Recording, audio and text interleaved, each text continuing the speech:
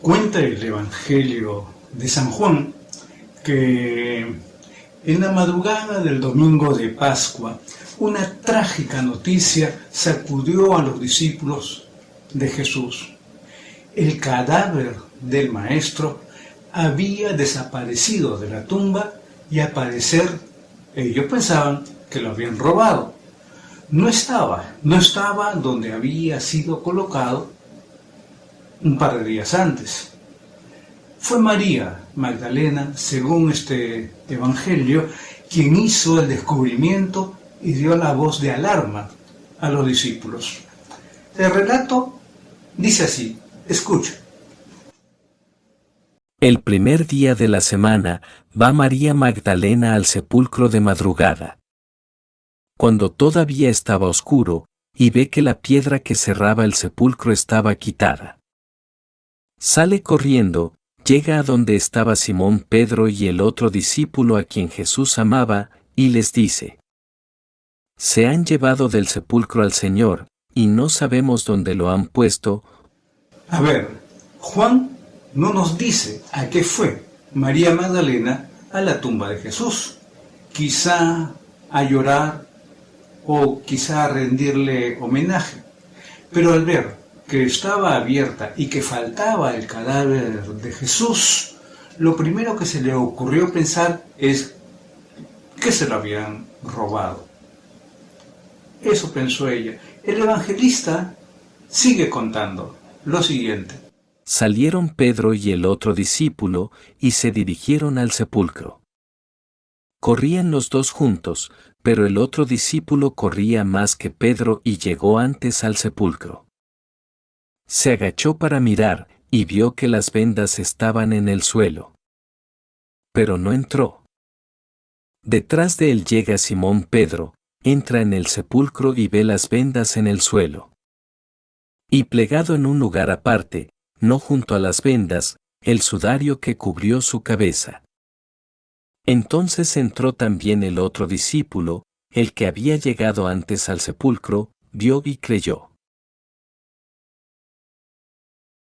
El otro discípulo, como podemos escuchar, que fue corriendo con Pedro al sepulcro, lógicamente, cuyo nombre no conocemos y del que solo se nos dice que era el discípulo a quien Jesús amaba, se convirtió así en la primera persona que creyó en la resurrección de Jesús. La primera persona que creyó en la resurrección de Jesús. Después de él vendrán miles y millones de seres humanos en todo el mundo que creerán también que Jesús ha vuelto a la vida.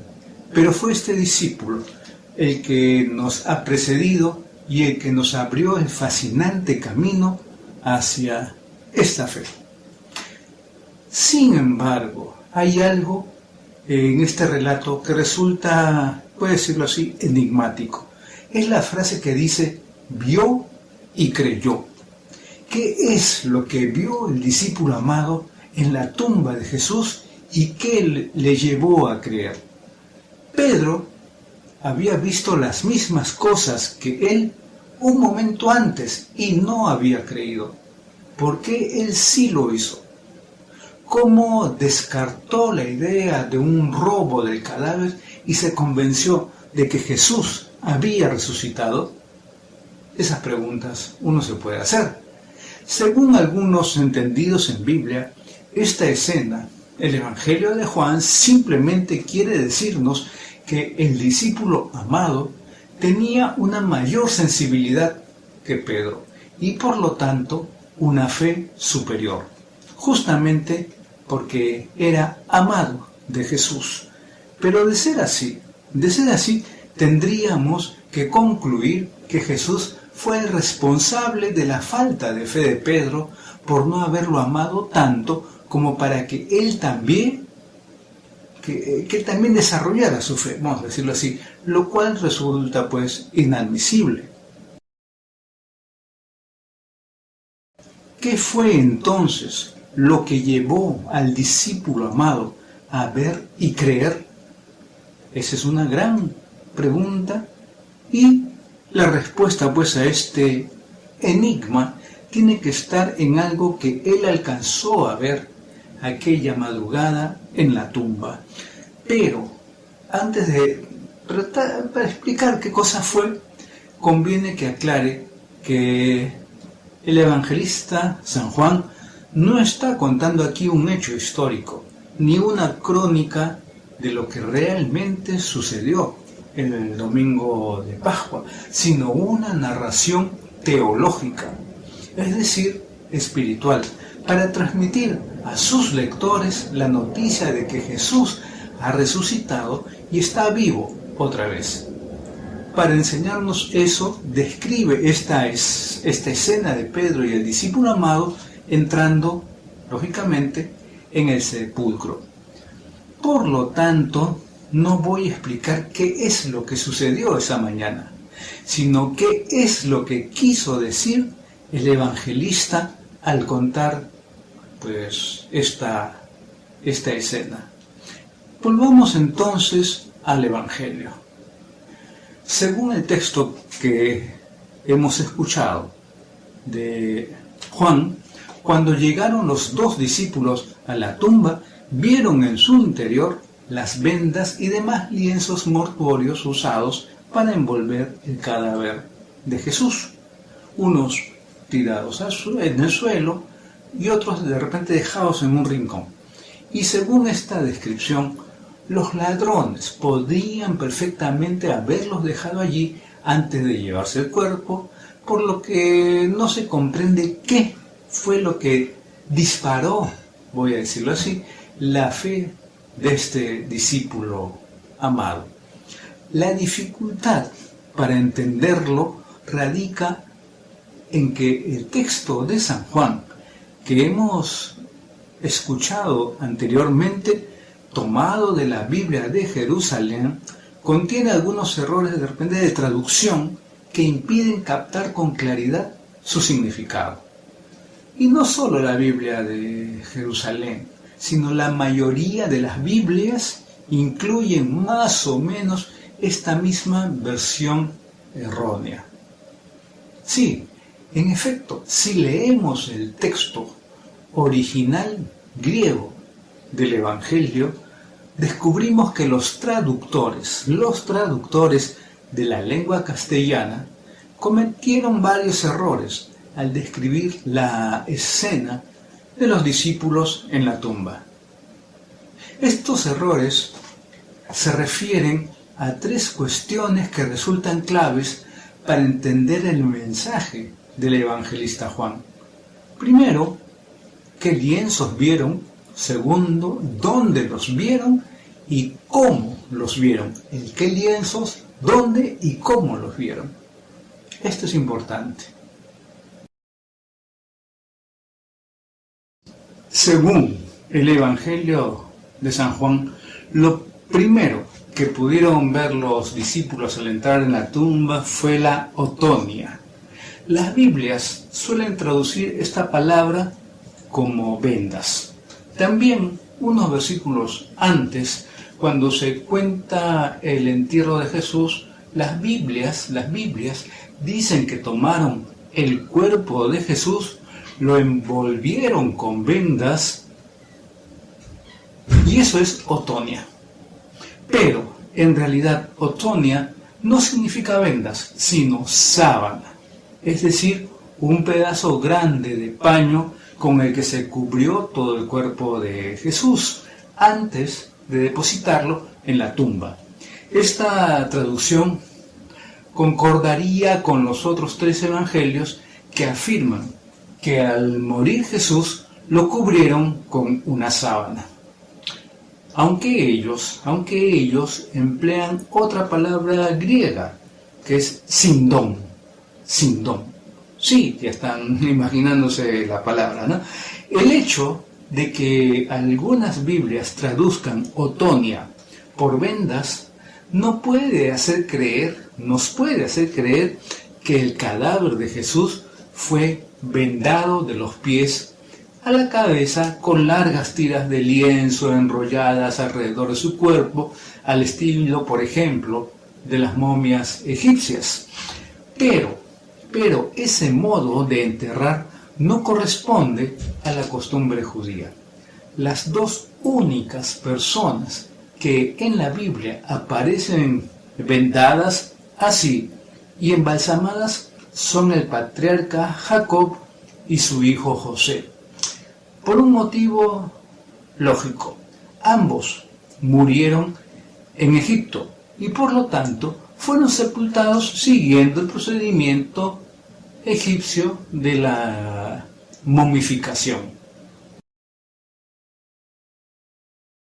En cambio, los judíos nunca envolvían a nadie con vendas cuando lo sepultaban. Lo vemos, por ejemplo, en la escena en la que Jesús le devuelve la vida a la hija de una viuda en Naín, que ya llevaban a enterrar. Lucas dice que Jesús se acercó, tocó el féretro y dijo: «Joven, a ti te digo, levántate». Y el muerto se incorporó y se puso a hablar. Si el muchacho pudo incorporarse y ponerse a hablar, es porque su cuerpo no estaba, lógicamente, vendado. Lo mismo vemos en la resurrección de la hija de Jairo, en la de la joven Tabita por parte de San Pedro. Ninguno lleva vendas enrolladas en el cuerpo. El único caso en el que un cadáver aparece con vendas en el Nuevo Testamento es el de Lázaro. Sí, ya lo tenían en mente, Lázaro. Allí sí se dice que cuando Jesús llegó a su entierro, gritó con voz fuerte: «Lázaro, sal fuera». Y salió el muerto atado de pies y manos con vendas. Y Jesús les dice a los que estaban ahí: «Desátenlo y déjenlo andar». Pero, en este caso, no se emplea la palabra tonia, sino que iría, que efectivamente significa venda. Además, el mismo evangelista aclara que no ataron con vendas todo el cuerpo de Lázaro, sino solo sus pies y sus manos, o sea, los miembros flexibles, a fin de facilitar el transporte del cuerpo. En el caso de Jesús, en cambio, se da a entender que solo emplearon una optonia, pero no ataron con vendas sus manos ni sus pies. La segunda prenda que pudieron ver los discípulos en la tumba, según lo que leímos, fue el sudarium. En este caso, las Biblias traducen correctamente esta palabra por sudario. Es casi lógico, ¿no? ¿Qué era un sudario? ¿Qué era? El término proviene de la palabra sudor y era un pequeño trozo de tela o pañuelo que los judíos empleaban para secarse lógicamente la transpiración. Prenda muy común en una tierra pues como Palestina, donde el calor abunda, aprieta y el sol del desierto hace sudar constantemente. Es lo lógico. Según la costumbre judía, cuando una persona moría, el sudario que había empleado durante su vida se utilizaba como parte de su mortaja para cerrarle la boca, puesto que a veces los cadáveres solían quedar con la boca abierta. Se doblaba el pañuelo en diagonal, se enrollaba, se lo pasaba por debajo de la mandíbula y luego se ataba fuertemente haciendo un nudo en la parte superior de la cabeza. Esa era la forma. El Evangelio no aclara cómo le habían puesto el sudario, solo dice que estaba sobre su cabeza. Eso lo leemos en Juan 20, versículo 7. Pero como Juan afirma que el entierro de Jesús se había hecho según la costumbre judía de sepultar, podemos imaginar que le colocaron el sudario cumpliendo su función habitual, o sea, cerrando la boca. Lamentablemente, las Biblias suelen decir que estaba cubriendo su cabeza, lo cual da a entender erróneamente que tapaba toda su cara. En realidad, debería decir que rodeaba su cabeza. Hablando pues de los discípulos, pues vieron dos prendas en el sepulcro de Jesús: la sábana y el sudario. Ahora, podemos de repente preguntarnos cómo las vieron, cómo se encontraban. Con respecto a la sábana, las Biblias suelen decir que estaba en el suelo. Lo leemos en Juan capítulo 20, versículo 5. Pero es un error de traducción. El texto original emplea aquí el verbo keimai, que si bien significa yacer, también significa estar extendido, estar horizontal, caído, desplomado, allanado.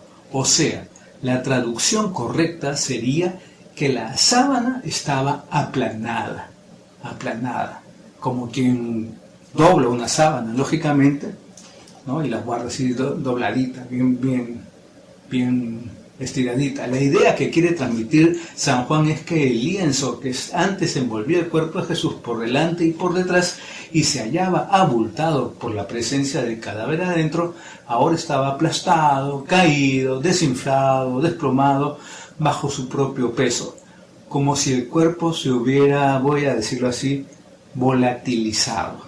No estaba pues en el suelo, sino en el mismo lugar donde antes habían puesto el cadáver, solo que vacío. Estaba vacío. Si la sábana hubiera estado tirada en el suelo, como dicen las traducciones, lo lógico hubiera sido pensar que alguien se había llevado el cadáver y había arrojado la tela por el suelo, creo que es lo más lógico, o incluso que Jesús no había muerto en verdad y que luego de algunas horas de estar acostado, pues recuperó el conocimiento, se quitó la sábana de encima y salió como pudo del sepulcro, dejando el lienzo tirado en el piso.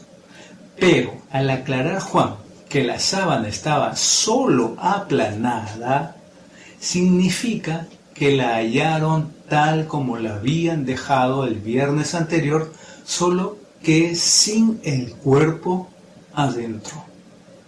Sin el cuerpo adentro.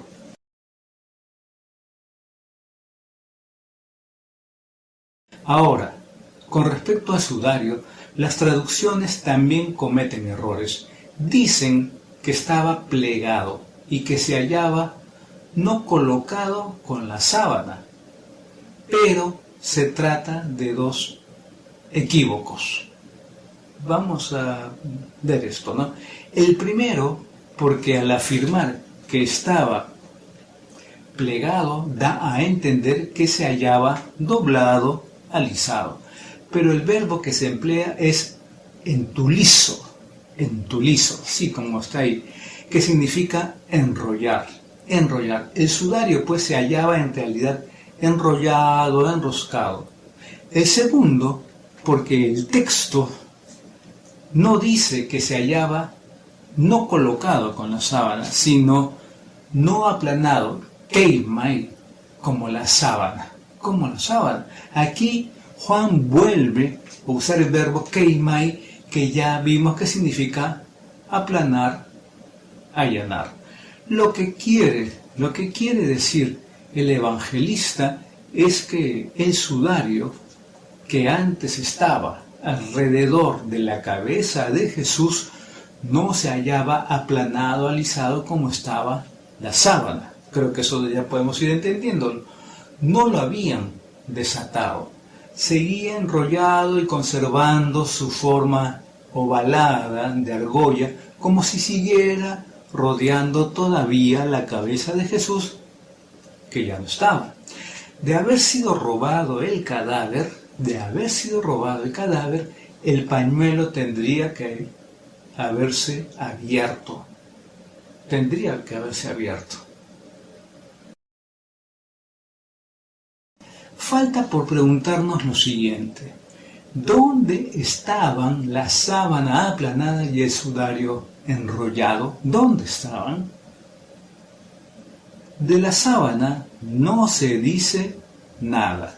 Ya vimos que la frase "en el suelo" es una mala traducción que hay que reemplazar por allanada.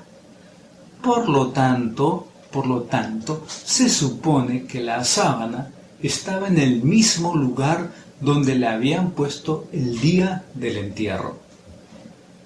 Eso lo podemos entender, pero del sudario sí se nos da una precisión muy importante. Las Biblias dicen que estaba en un lugar aparte.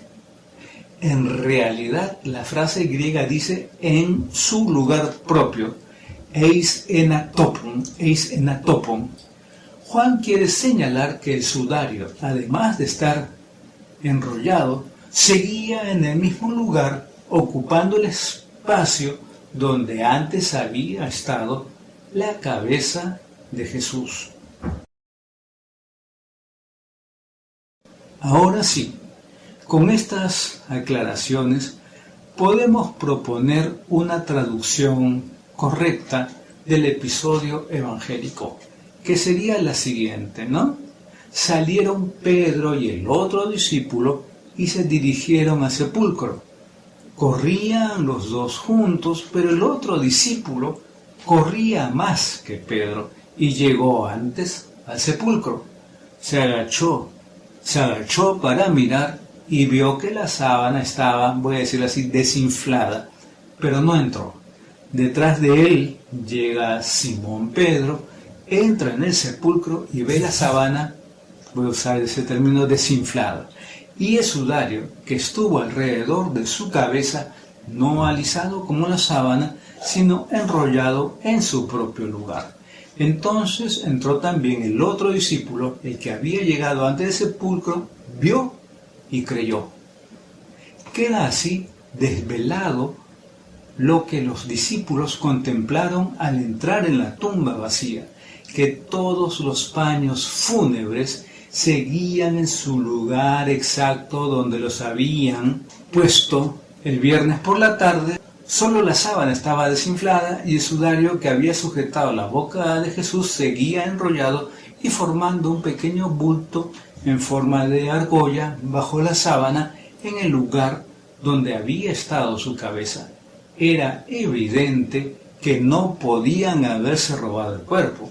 Se había, vamos a decir, evaporado, o sea, que en verdad había resucitado.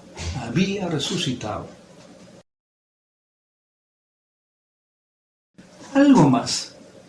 Falta resolver la última cuestión. ¿Por qué Simón Pedro, que también entró en el sepulcro y vio lo mismo que el discípulo amado, no creyó? ¿Por qué la particular disposición de las mortajas fúnebres provocó únicamente la fe del discípulo amado? No lo sabemos exactamente, pero según San Juan, el discípulo amado había sido el único que participó de la pasión de Jesús y de su entierro, y pudo ver cómo habían colocado el cadáver y los lienzos fúnebres durante su sepultura. Por lo tanto, también fue el único que pudo comprobar el domingo a la mañana que la tumba estaba tal como la habían dejado el viernes, excepto el cuerpo del Señor. De todos modos, conviene dejar bien en claro que la forma como quedaron las mortajas de Jesús, según esta descripción de San Juan, no constituye una verdadera prueba de la resurrección. La resurrección no puede probarse, solo se la cree, es decir, se la acepta con la fe, con la fe. La forma como estaban las mortajas es solo un indicio de la resurrección. Y este indicio puede ser aceptado o rechazado. Solo la fe, tu fe, mi fe, nos lleva a pensar y asegurar que Jesús ha resucitado. La mañana del domingo de Pascua, Simón Pedro y el discípulo amado entraron en la tumba de Jesús y la encontraron vacía. Lo único que pudieron ver era una sábana extendida y un pañuelo enrollado, la última vestimenta que usó Jesús en este mundo. Pero, en medio de ese panorama vacío y desolador, el discípulo amado creyó ver una chispa de vida nueva entre aquellas mortajas. Creyó ver a alguien levantado entre esas prendas tiradas. Vio mortajas que sujetaban y creyó en uno que andaba. Vio despojos de muerte y creyó en la vida. Vio la tristeza de una tumba y creyó en la alegría de la resurrección. Hoy también a los discípulos de Jesús les toca caminar en un mundo muchas veces semejantes a una tumba, donde se ven despojos, mortajas y signos de muerte por todas partes, donde el vacío y la soledad hielan el entendimiento. Pero ellos deben descubrir en esos signos de muerte los signos de la vida. Deben creer que en este ambiente mortuorio del mundo está Jesús resucitado con su fuerza misteriosa, invitándolos a la esperanza y a vivir de acuerdo con ella. Solo la fe nos permite verlo vivo, y el esfuerzo de vivir según esa fe vale la pena, porque del tamaño de la fe serán después las cosas que nos sucedan.